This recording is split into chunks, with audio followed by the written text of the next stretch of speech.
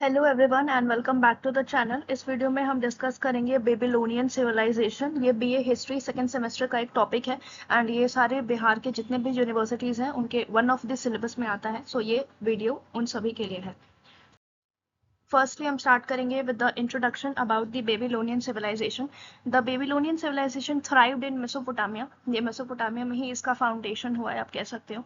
Particularly किस city में? City of Babylon में। एंड टाइम पीरियड आप देख सकते हो यहाँ पे मेंशन किया गया है, that is 1894 BCE to 539 BCE। मैंने लास्ट वीडियो में भी बताया था, BCE का full form before common era. It succeeded the Sumerian civilization and became one of the most influential cultures in the ancient Near East. ठीक है, so ये succeeded and प्रीडिसीडेड, मतलब आपको पता होगा प्रीडिसीडेड पहले, सक्सीडेड इसके बाद। ठीक है, सो सबसे पहले जैसे मैंने वीडियो अपलोड किया रिगार्डिंग सुमेरियन सिविलाइजेशन, तो बेबीलोनियन उसके बाद आया है। ठीक है, एंड ये क्या बन गया? Most influential culture. ठीक है, पूरा जो नियर ईस्ट वाला जो एंशंट सेक्शन है वहां पे सबसे ज्यादा किस सिविलाइजेशन का इन्फ्लुएंस था? बेबीलोनियन सिविलाइजेशन का। अभी हम इसका लोकेशन देखेंगे कि ये कहाँ पे लोकेटेड था particularly. Centred in the city of Babylonian. Babylonia जो एक प्लेस था, बेबीलोन आप कह सकते हो उसको इन शॉर्ट, ये वहां पे लोकेटेड था। किस रिवर के पास? Euphrates river. ठीक है, ये अभी प्रेजेंट डे इराक में है ये रिवर।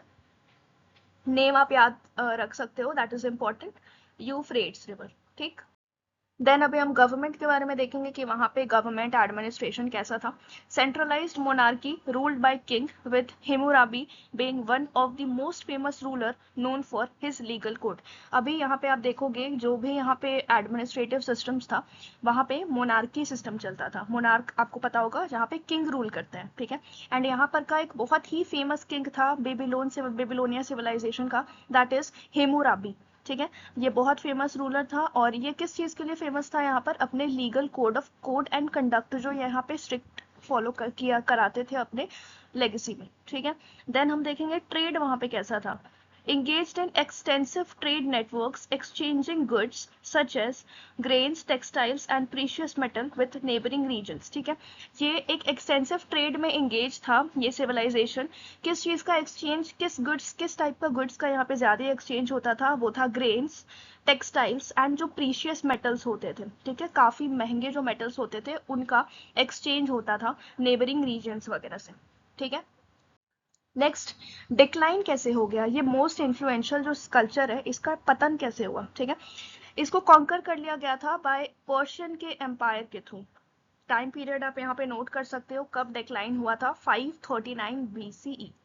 ठीक है, marking the end of Babylonian independence and beginning of a new era under Persian rule. 539 BCE में बेबीलोनियन सिविलाइजेशन का जो भी इंडिपेंडेंसी था वो खत्म हो गया, conquered by Persian empire. And यहाँ पे फिर एक न्यू रूल आप कह सकते हो, न्यू एरा स्टार्ट हो गया पर्शियंस के अंदर। ठीक है, यहाँ पर की सोसाइटी कैसी थी? centralized monarchy with a complex social hierarchy including royalty, nobles and commoners. आपने लास्ट वाले में भी वीडियो में देखा होगा, वहां पे मैंने एक हायरार्किकल चार्ट बना के आपको एक्सप्लेन किया था। यहाँ पे भी सेम टाइप का सिचुएशन था, यहाँ पे भी स्लेवरी बहुत फेमस था। यहाँ पे भी रॉयलिटी है एंड नोबल्स है, कॉमनर्स है जो नॉर्मल पीपल है, एंड स्लेवरी यहाँ पे भी बहुत ही कॉमन चीज था। नेक्स्ट, रिलीजन हम देखेंगे यहाँ पे ये लोग कौन सा रिलीजन फॉलो करते थे। पॉलीथिस्टिक बिलीफ था, मतलब female god and goddesses, male god and goddesses यहाँ पे पूजा करते थे ये लोग इनकी, जैसे कि Marduk and Ishtar, often associated with natural phenomena. Temple served as centre of worship. Centre of worship क्या था इनके टाइम पीरियड पे? टेम्पल्स था, ये मंदिर में जाके पूजा करते थे। ठीक है, देन सेकेंड इज लॉ। यहाँ पे लॉ कैसा था? जैसे अभी हमने पिछली स्लाइड में देखा कि हेमुराबी जो बहुत ही फेमस रूलर था वो अपने लीगल कोड के कारण जाना जाता था, मतलब जो लॉ एंड ऑर्डर को फॉलो करवाते थे अपने टाइम पीरियड में। So Hammurabi's code a comprehensive set of rules. क्या है ये? एक सेट ऑफ रूल्स है covering various aspects of daily life, and उसी के रिगार्डिंग यहाँ पे बहुत सारे रूल्स एंड नॉर्म्स रहते थे जिनको सभी को फॉलो करना था, एंड ये लीगली इन्फोर्सिएबल थे वहां के सारे पर्सन जो वहां पे रहते थे।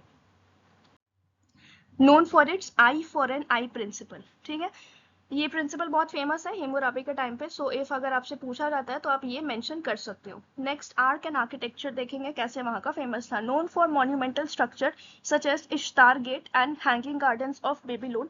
ये काफी फेमस मॉन्यूमेंट्स है, you can note them, Ishtar gate and gardens of Babylon, as well as intricate relief sculptures and pottery. यहाँ का पॉटरी फेमस था, स्कल्पचर्स फेमस था, एंड आप कह सकते हो ये gate and different type of monuments, gardens वगैरह यहाँ पे काफी फेमस थे।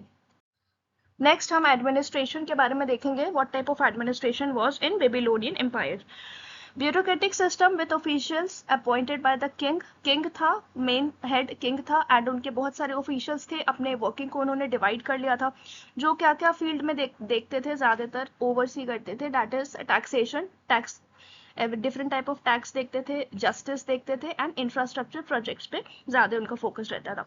देन आप देख सकते हो एजुकेशन किस टाइप का था उस समय पर। Formal education system with scribal schools, training scribes in writing, mathematics and literature. आप देख सकते हो ये टेबल ही एक बेबीलोनियन सोसाइटी बताता है, जैसे कि upper class, lower class and slaves. Upper class जिनके पास बहुत पैसा है, लोअर क्लास मतलब जिनके पास आप कह सकते हो सफिशिएंट है उतना कि काम उनका चल रहा है, एंड स्लेव्स मतलब जिनके पास कुछ नहीं है। तो उनको वहां की लैंग्वेज में क्या बोला जाता था, अपर क्लास अवीलू नाम से जानते थे, लोअर क्लास मुश्किनु, एंड जो स्लेव्स थे उन्हें वार्डू नाम से जाना जाता था। ये एक सोसाइटल स्ट्रक्चर मैंने यहाँ पे एक ट्रायंगल के फॉर्म में बताया है, ठीक है। सो यहाँ पे ये टॉपिक खत्म होता है। नेक्स्ट हम जो डिस्कस करेंगे वो है असीरियन सिविलाइजेशन के बारे में। So stay tuned and subscribe to the channel. Thank you.